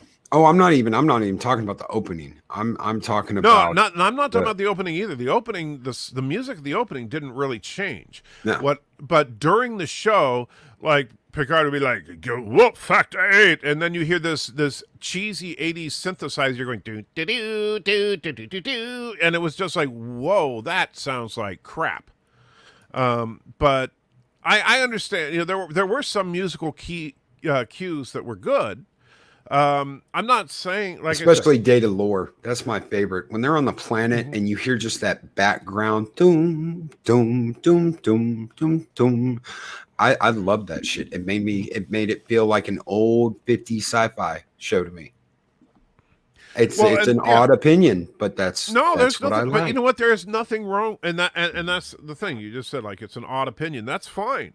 And as the old adage says, everybody's entitled to their own opinions. There is no one that can, if you think something is good or bad, that doesn't mean that that's an objective truth. It just means that's your preference, right? Like, if you like chocolate and I like vanilla, that's just our personal preference for flavor.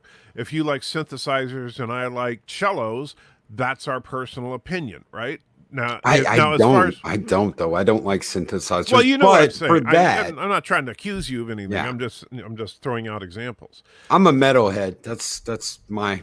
So you would prefer like the way that Mariner was playing. That's what the theme song should sound like. Now and that's another thing though that you mentioned, and I've heard this a lot from people.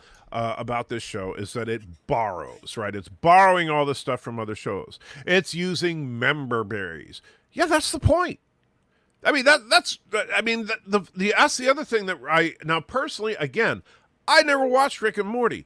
Now, someone in your audience right now, Life with Matthew, does, and he and I talked about this a little bit, and he said, and I asked him, hey, is this something they do on Rick and Morty? And he's like, yeah, all the time. Rick and Morty references things. The only difference is that Rick and Morty is just referencing pop culture in general, while this show is specifically aimed at Trek. And so every reference is to a Trek reference. Some of them are blatant, and some of them are very subtle, like the Deck 26 comment.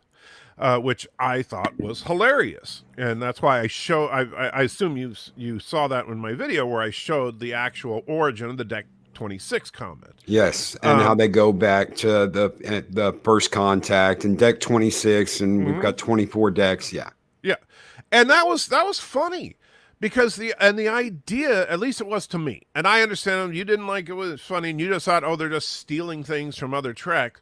They're poking fun at themselves in this. They are, and notice, and this is kind of interesting, that this show so far has not had a single direct reference to Discovery. And they're talking about the original series and TNG. They're not talking, and they did mention Voyager. I don't think there's been any direct references to Deep Space Nine or Enterprise as of yet. Not that I can think of, anyway. But the Janeway Protocol, sorry, that was hilarious as well. But the whole core concept of the show is to poke fun at Trek tropes, and you can't poke fun at Trek tropes without showing Trek tropes. And if you're going to show Trek tropes, everybody's going to think, oh, they just stole it. Well, they stole it because it's been done over and over and over, and that's kind of the point. They're making fun of that. Now, some of the jokes land, some of them don't. Most of the time, if the punchline is being delivered by Mariner, it doesn't work as well for me. Like when she, in that same third episode when she was like, "Oh, what is this? The 2260s, all surrounded by people with spears. Am I Kirk?" That line. I got what they were trying to do there, but I did not. That one didn't land, and part of it is because I just don't like her. Right, I don't like her character. But when a lot of the other stuff, like just the fact that they opened up with Boromir playing the violin in a very similar fashion that we've seen in a dozen episodes of TNG, and I thought that was funny. But then Doomcock goes on a 10-minute rant about how this is racist because Mariner comes in and plays the electric guitar. I didn't think there was anything racist about it. I thought that it was funny. And yes, Boromir got screwed over by Mariner at the beginning at the end of that stinger, but that was the bookend to it. That was the setup for the episode. They were trying to, and they did an effective job at this, is they tried to lead you on that, yes, Mariner's going to save the day yet again, and then the very last thing that happens to her, she ends up in the brig. And that was wonderfully done. That entire episode was a singular joke about the SJW type of character. And so they turned her into the buffoon in that one, which I was quite happy with. I thought that they did a great job with that. But if you're going to try to do a critique of a show like Lower Decks, now if you want to talk about the pacing is too fast, you're right. The pacing is too fast. They need to tone it down a little bit. Especially the first episode was very disjointed because they were trying to cram so much into a single episode, introducing you to the characters and stuff and having some kind of plot to resolve through the episode. Well, a lot of people said they straight ripped that from Earth 2, episode 6 of Earth 2. It's almost the exact same type of story. I've never even heard of Earth 2, to be honest, so I don't know anything about it. Only lasted a season. Okay. I've got something I want to throw at you real quick because I did my homework. I did not plan on having this discussion with you until yesterday. I'd already planned my show for today, which was critique versus rant. Right. Incidentally enough, I have got Doomcock's first video, which was Star Wars: The Last Jedi trailer. It had 8,170 views. It was published on October 13th, 2017. Yep. He started his channel 7 days before mine. Yes, and I've got yours too. He now has 197,000 subscribers. At least that's what it shows on his page. Anna did Turnaround, which had 3,582 views and was published January 16th, 2018. That was 3 months after y'all's. You did an open letter to CBS. She has 150,000 subscribers now. Right. You did an open letter to CBS Television, which got 3,933 views on October 10th, 2017. And you have 14,400 subscribers. That, all of that completely blows away my first video, which I think had like fucking 5 views. Right. Which was just a talk about SJWs. And today, Surviving the SJW Hate Mob, I believe, was my actual first real rant video. I know exactly why that is, by the way. First of all, the whole desecration of what's been going on with our franchises was really just getting started at that point. And so people were looking for content about it, and there weren't that many people doing it. So that's one thing right there. The other thing is that now, quite frankly, there is a ton of people talking about it. You know, the Fandom Menace in and of itself has become a genre of video.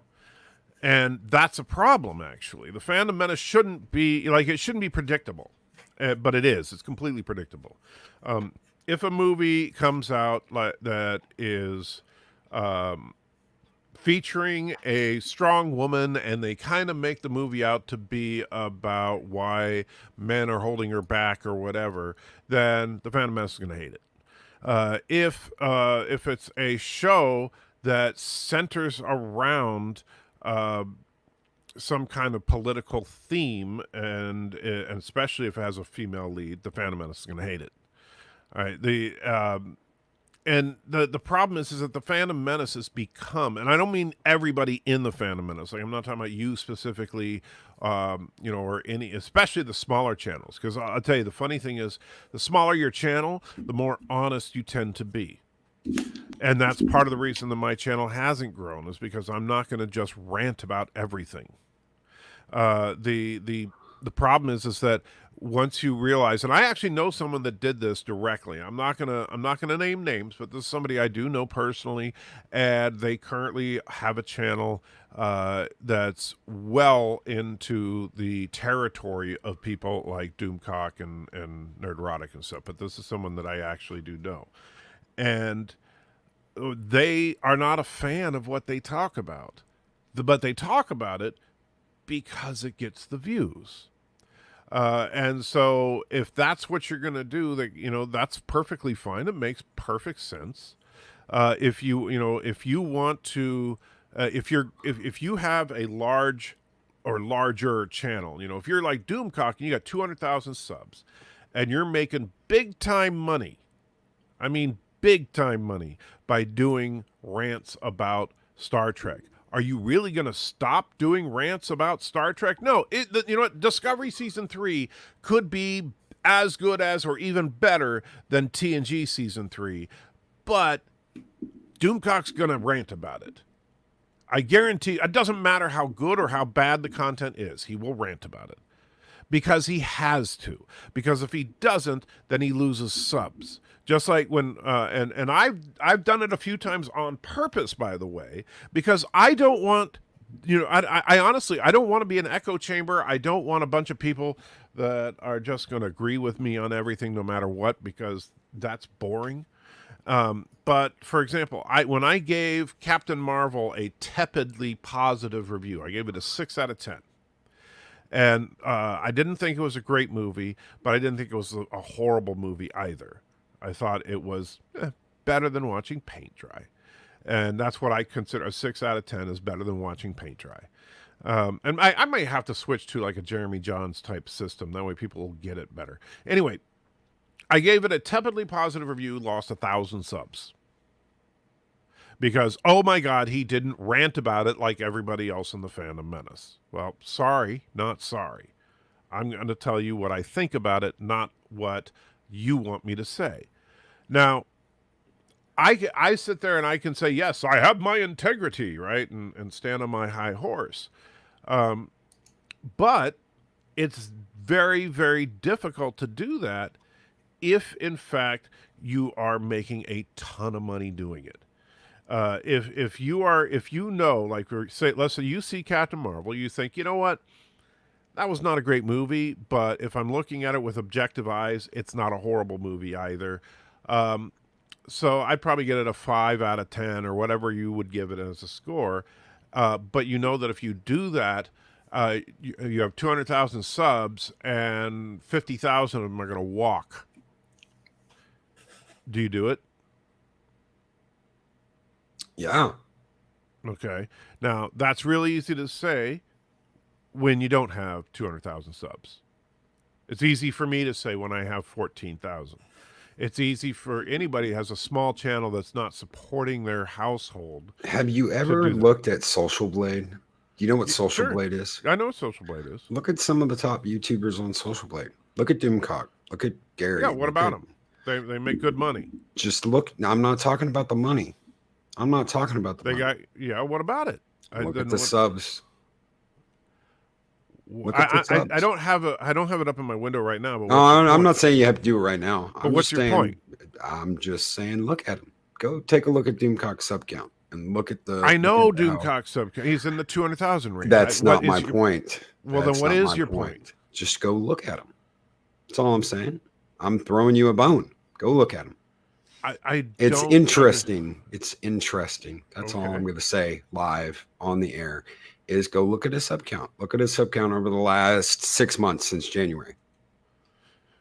Well, if you're talking about the way that YouTube has been unsubbing people, I know. No, not at all.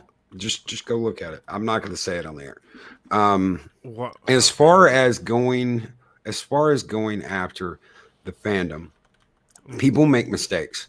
I can see very easily how Anna got mixed up between what is going to come out on Nickelodeon, which has been called a kids show, and what Lower Decks is, which is not a kids show. When they're throwing F-bombs out in Lower Decks, when they're talking about the subject matter, they're talking about Right. Lower Decks. Which is something that I've railed on multiple times in the past. It's not a kids show. Right. But it can very easily, when you hear that Star Trek is coming out with a cartoon and you hear people say that it's going to be a kids show, that's not what Lower Decks is. But there is a cartoon coming that's going to be a kids show. And it's very easy to get that wire crossed, because I did at the very beginning. And I was like, this isn't a fucking cartoon kids show. And I had to go back and I had to look and I had to realize, oh, there's another cartoon that's coming to Nickelodeon that has nothing to do with this shit. Right. And the problem is, and this is something that the Fandom Menace does a lot. And this is something, by the way, that I also have talked about many times in the past. They will find rumors. They will try to find quotes and stuff to rail on people. Right. And that's something I don't like, because what I love about Star Trek has nothing to do with the attitudes of Gene Roddenberry or William Shatner or Sonequa Martin Green or anybody else. I want to see what's on screen. I do not care about the politics behind the scenes. I do not care about the attitudes behind the scenes. I genuinely don't care. But the Phantom Menace is obsessed over it. The Phantom Menace is absolutely obsessed with finding dirt on Kurtzman, with finding dirt on Kathleen Kennedy, with finding dirt on Ryan Johnson, with talking about how horrible people they are. And, I'm not saying they don't have the right to do that, but just because you have the right to do something doesn't mean it's right to do that thing. And I don't think that, sitting there and looking for things to say negatively has gotten us to the point where someone sees Kurtzman talking about a kid's show and somebody that's prominent starts saying, oh my God, Kurtzman thinks this is a kid's show. And the next thing you know, you have 500,000 people out there absolutely convinced that Kurtzman says it's a kid show. I did a live stream right after, every Thursday morning, I at 1 a.m. in Central Time Zone, I watch the new episode. I will continue to do that through the rest of Lower Decks and Discovery Season 3. This 23 weeks of Trek is 23 weeks of hell for me. But every Thursday morning, I'm up at 1 a.m, I'm watching the episode. Then after I watch the episode, I do a live stream. And over, I get people saying, did you know that Kurtzman thinks this is a kid's show? Did you know that Kurtzman said this? Did you know that Kurtzman said that? I don't care. And I say that all the freaking time, and it never gets in anybody's head. Everybody just continues to repeat it over and over and over. And it's, that's just silly to me. Do you think, and this is something I wanted to ask you. Ask me in a second, but I just want to say something about what's going on in the comments. Because Clobbering Times and Captain Trek were talking about, Clobbering Times, how can he call, says Doomcock's a friend. I do consider Doomcock a friend. And I love Doomcock. And every time, even in that rant video, I said I love Doomcock. And my love for Doomcock is not diminished just because I happen to have a disagreement with him over how he's using the memory of Gene Roddenberry. I disagree with him. That doesn't mean I hate him. And that's a problem on the internet. Everybody thinks if you disagree, all of a sudden you're the enemy. Oh, no. I love not you. I'm not saying you, but a lot of people do that. A lot of people, and this is where I'm seeing, when you were talking about the quote unquote toxic comments, I know that's not your term, but that's really what we're talking about, is comments from people that are just very mean spirited, comments from people that will take even the tiniest smidge of what you said and turn it into this horrible, horrible thing. Like I had people saying, oh, Anna, during a live stream, oh, Anna is like mentally challenged or whatever. And it's like, no, come on, dude, that's not cool. I have people all the time saying these derogatory things about various people. And every time I see it, I try to shut it down. But it's it's not all, Doomcock has his persona, has his, supervillain thing. I will take over the world. I love it. But a lot of his followers then think that, oh, so this guy disagrees with Doomcock, he's bad, right? Or or this guy disagrees with Nerdrotic, therefore they are bad. Or this, it doesn't matter what it's so absolutist, it is ridiculous, and that is true toxicity. It's people, and the internet is just, that's the problem with the internet. The internet is just full of people that want to hate, and they will latch on to anything they can and then turn it into something it isn't. But anyway, I didn't mean to derail you there. No, it's pretty much what I was going to ask you is, I know that you've been around Doomcock. I was on a live stream with you and Bird of Prey with Doomcock, and Canuck, I believe, was there too. Right. A couple other people. And I've disagreed with Doomcock plenty of times. I don't go out of my way to make a video about it, though. Sure. But that's me. I don't believe in actively going after other YouTubers and calling them liars. It's their channel. It is their channel. And you have your channel. And I would never say, AT, you're a piece of shit for saying this. I would never, ever say that, because you do the same shit I do. I come on here every morning and I talk and I give people my opinion and I say, this is how I see it. If you don't like it, that's fine. If you do like it, subscribe, ring that bell, fucking hang out, come in the mornings. If you don't like it and you don't want to be here, I'm not going to beg you to stay. Right. I'm not going to beg you to stay. Everybody's entitled to their own opinion, and people make mistakes. They are human. Sure. One of the reasons why I brought up Anna is that she made a mistake. She got her wires crossed on something. Doesn't mean she's fucking mental. Doesn't mean she's. And I know you didn't say that. I'm not saying you said that. This is from your comment earlier about people on your channel saying that. She is passionate about something. You are passionate about something. I am passionate about something. And the Fandom Menace doesn't all go hand in hand on everything. It's not like the entire Fandom Menace says this is the way it is and that's the way it is. There's more diversity in the Fandom Menace than there is in fucking Hollywood.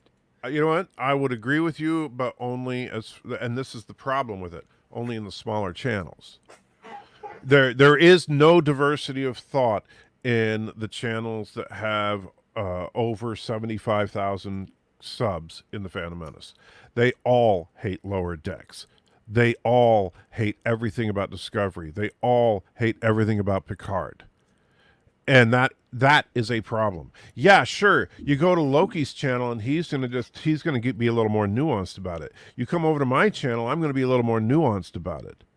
But you get to the big boys, no, they've all made up their mind on how they were going to review Lower Decks 6 months before it came out.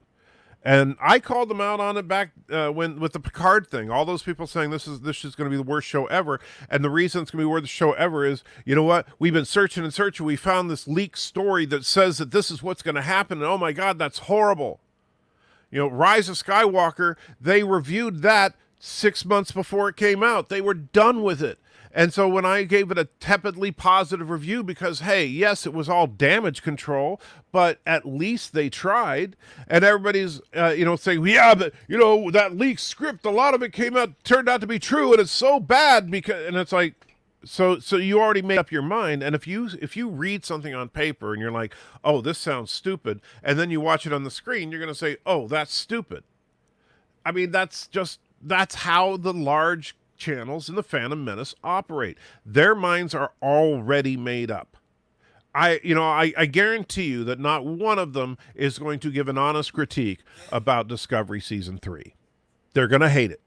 They are absolutely going to hate it. Doesn't matter what it is, they're going to hate it.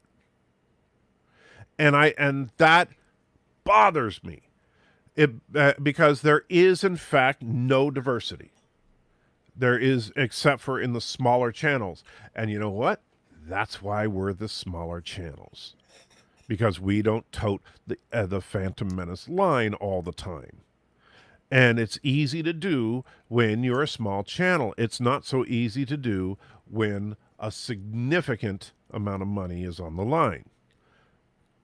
If if every time you say, because at the time when I lost that 1,000 subs over the Captain Marvel, that was 10% of my subs.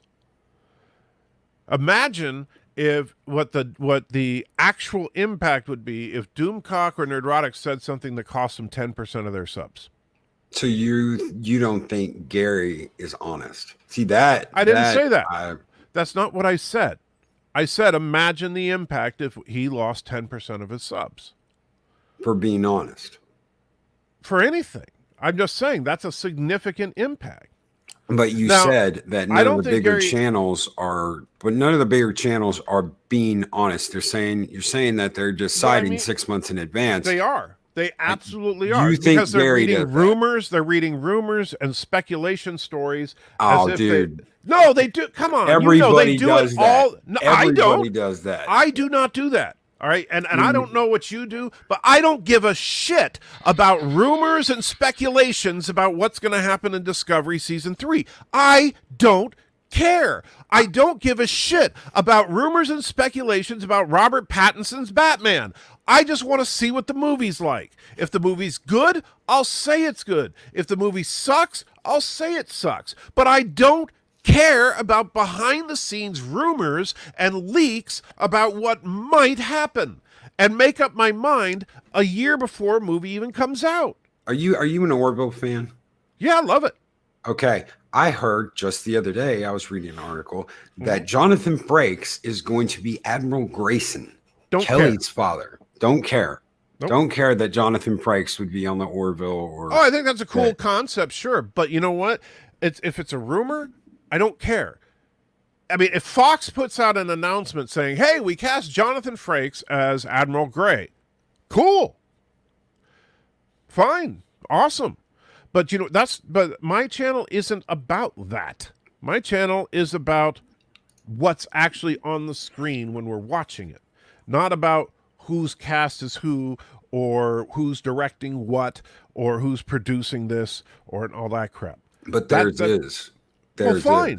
And the reason, but what they also do, and this is something that I know Gary does, is that what you do is you scour around for articles that you can disagree with. They're, and because that's what gets the views. People don't want to watch you be nice. Do you know how I started this channel? No I idea. was sitting out on my back porch and I was skimming through news because that's what I do. I'd sit out on my back porch in the morning when I was physically rehabbing, and I'd skim on my phone through articles and I'd read something. I'd be like, oh, hell no, they're not going to do that. And I'd read it. And one day I got fucking pissed off. And I had already gotten the tip of the fedora from Doomcock saying, no, go forth, Loki, and make content. And I said, fuck it. I'm going to talk about this because this really pisses me off. And that's something fine. that I know Gary does, that I know Doomcock does. Yeah. But I also know because I have one of the same sources Doomcock has, that you get fed and emailed information that you cannot just hop on the internet and confirm. Some of it might come off of Reddit or some bullshit like that, but you get emails from, quote, insiders, unquote. And when you get 2 or 3 of those from different people saying the exact same thing, that is a lead that is very, very tempting to run with because it's going to generate news. It's going to generate buzz. It's going to enhance your channel. Mm-hmm. You might not do that, and that's perfectly fine. That's your choice. It's your channel. Right. But I tried doing it for a little while, and you know what? Quite frankly, I found I didn't care, and so I wasn't passionate about it and all that, and I didn't. So yeah, I'm like, I don't really give a crap about the rumors, and yeah, I know everybody's got their inside source. It's amazing that the Fandom Menace has more inside sources than CBS. All right, but whatever. That's and I know some of them may be legit, most of them aren't. Because most of the time when people talk about these rumors, they do not come true. Even though he'll get Doomcock will get one thing right, and everybody's screaming how Doomcock was right. He's a freaking prophet, and it's like, whatever, you throw enough crap against the wall, something's going to stick. And that's perfectly, I'm not accusing Doomcock of anything by reading these rumors and stuff and reporting on it. He does say it's a rumor, but the problem is like, you again, going back to the toxic comments, is that sure, Doomcock will start his video by saying, remember, this is a rumor, and then he'll finish the video by saying, remember, this is a rumor, and everybody is deaf amazingly during those two moments, and so all of this is now gospel truth. Other YouTubers who have said that he is speaking as fact, they conveniently miss that too. Well, I'm not saying you are, but right. I know. I'm saying that but that's other YouTubers that talk about other YouTubers will say, "Oh no, Doomcock said it was going to be like this and this and that." You conveniently missed the rumor at the beginning and the rumor at the end. Oh, hell, I've seen, and it goes even worse than that, not just YouTuber. I've seen articles on freaking BuzzFeed that use Doomcock and Nerdrotic as sources. And they're reporting something as absolute truth. And so whatever. And I don't know what Gary means by Doomcock was right about Lower Decks. I mean, I don't know what he said about Lower Decks that he was right on, but I genuinely just don't know. But the point of it is that if they want to go into the speculation and rumor mill stuff, and that's how they make money, that's fine. I don't begrudge them that. I'm not angry, upset, or jealous of Doomcock's success, of Gary's success, of all the success in the Fandom Menace. I'm glad that they're making money hand over fist doing it. Sure, I would like to be there myself, but I also know that the way that I do things, my channel is a slow burn. My channel will continue to grow slowly, and eventually maybe I'll be able to do it for a living. Awesome if I can. If I can't, oh well, that's just the way that it works.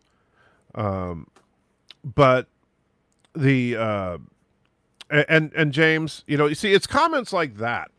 That's a perfect example of the kind of crap that's out there, right? Constantly slags off Doomcock. Really? I'm constantly slagging off Doomcock? I did one video. And yes, I did accuse him of lying. I did not slander him. I didn't accuse. I'm not saying he's a money grabber. I'm saying he's very successful. And that was not through gritted teeth. See, this is the kind of dumbassery that I see. And I'm sorry. No. I got to say this because James, this is absolute dumbassery that people assume this crap about me. No name calling. Please add a trigger. No name calling. Please. I don't want to mute you. This is the first time I've ever had to mute somebody. No name calling. If you want to address this comment, that's fine. I have no problem with that. No name calling. Stan, there's a difference. I didn't call him anything. I said this is dumbassery. Because what you're seeing here is a perfect example of someone who does not pay attention to what's being said and instead is going on assumptions. The assumption that I, first of all, am slagging on Doomcock all the time. If I were a betting man, I'd probably say that James hasn't watched much of my channel, because then he might know that I hardly ever, and in fact, 99% of what I say about Doomcock is positive. I love the guy. All right? And anybody that knows me knows that is a fact. All right. And he says there, in this conversation, I never heard of you before today. And yet you have the nerve to sit there and talk about how I'm constantly doing that, or what my attitudes about their success is. If you don't have an effing clue, then don't say things like that. That's the kind of crap that comes from the toxic fandom. And I'm not talking about the Fandom Menace, by the way. I don't think the Fandom Menace is toxic in and of itself. But there's an element of people that read or the right comments on videos, the right comments on live streams that are basically saying things that they do not know. You are doing something called speaking out of ignorance, James, because you don't know me, you don't know a damn thing about me, and yet you're going to assume, based on this conversation, a few things about me that are simply factually incorrect. And like with Matthew, you said you let James go nonstop on calling, but mute Anti-Trekker for talking back. Anti-Trekker is a guest. If people want to come in this chat and call me all kinds of shit, that's their prerogative. They want to do that. If it gets out of hand, they will get banned. If someone on my panel, a guest, says something like that, then yes, I will mute them and I will let them know, hey, no name calling. And I understand Anti-Trekker didn't see it that way, but it's my channel. Well, you can do whatever you want. I don't begrudge you for doing what you did. But I just wanted to clarify. I'm not calling him a dumbass. I'm saying that type of commenting is dumbassery. There is a difference between the two. All right, and that's a problem that I have, is that people they get these preconceived notions, and James is a perfect example of that, where they get some kind of preconceived notion about somebody because all they know is that, oh, I must hate Doomcock because and Tiki, that's just tasteless, man. I'm sorry, you're better than that. Anyway, I think that that people basically going after people they don't know, attacking people out of pure, unadulterated ignorance, is a perfect example of what the problems in the Fandom Menace are. This is the kind of crap that spreads through the Fandom Menace like a freaking cancer. And it's unfortunate, and that's where the thing about Doomcock and Gary and all these guys that we're talking about is that they'll say, oh, hear this rumor about how horrible Kathleen Kennedy is, and then all of a sudden you got a million people like James out there calling Kathleen Kennedy a wicked harpy from the pit of hell or whatever insult they want to come up with, and it goes on and gets worse and worse until the point where Kathleen Kennedy starts saying things back, and all of a sudden, oh, they attacked the fans, and I'm sorry, but if you're sitting there and you're doing your job and you have thousands of people saying unjustifiable insults towards you, yeah, you might lash out every now and then, and that's only human. And do I think Kathleen Kennedy is a great influence on Star Wars? No, I thought she destroyed the franchise until Jon Favreau put a heartbeat back into it. But I don't hate Kathleen Kennedy. She's just a person. And she's a person who thinks what she's doing is a great job. She's just wrong about that. All right, well, it is past the 2-hour mark. I don't want to cut this short, but I do have to cut this short. I appreciate you coming on here. I wish you'd come on here earlier. That way we could have done this more. But I do appreciate you coming on here. Let me address that real quick, Loki, because I said this last night on my live stream when someone told me you were doing this, is that I said, hey, if I can get up, I'll watch it. But I'm not going to say I'm there until he gets his piece out, because I didn't want to be an undue influence on what was said. I don't know you well enough to know whether or not it could make a difference, but I do know that sometimes if you're critiquing someone and that person is literally in the room with you, it can make it more difficult. So I wanted to make sure that you could get your piece out, that I was not interfering with any of that. Then I was going to say hi and just, I'm more of a straight up. Right. I would rather have a discussion with somebody than get all my piece out and then that. So I'd already hit the credit roll. I understand what you're saying. I disagree with going after Anna with the way you did it. If I have a problem with Canuck and what Canuck is saying, I'm going to go to Canuck. If I have a problem with Captain Trek, I'm going to deal with it with Captain Trek. I have only ever initiated a confrontation on a live stream once, and it was because the person was talking out of their ass, and I got on the live stream and I did it right then and there because it was something that I thought was already buried and dealt with. I go to the person. I don't do a video about how fucking this YouTuber or that YouTuber is talking out of their ass, or saying that they're lying or pointing out factual things wrong they did. I get it. I get what happens. So on that, I disagree with you. Sure. I can see your point of view, but I disagree with you. And that's fine. You don't have to agree with me because that's the beauty of freedom of thought. But I just want to, and that's the problem is, of course, I know some people are going to assume that I hate Doomcock or that I hate Anna or whatever. Nothing could be further from the truth. And that's why I did start out saying that, hey, in my video, I started out and I talked about the fact that I'm only talking about people that I genuinely care about. And it's like with your rant versus critique thing. I'm passionate about it because, quite frankly, it saddens me to see someone that I know, like, and respect doing something that I think is wrong.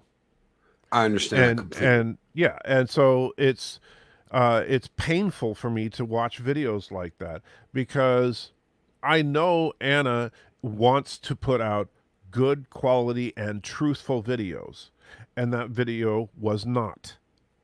Although lots of people were cheering her on every time she said it, right? And now you have just another gang of people out there talking about how Kurtzman said this was a children's show, and I understand it was an honest mistake, but I assume I haven't heard her say anything to clarify it, but I don't get to watch a lot of YouTube either.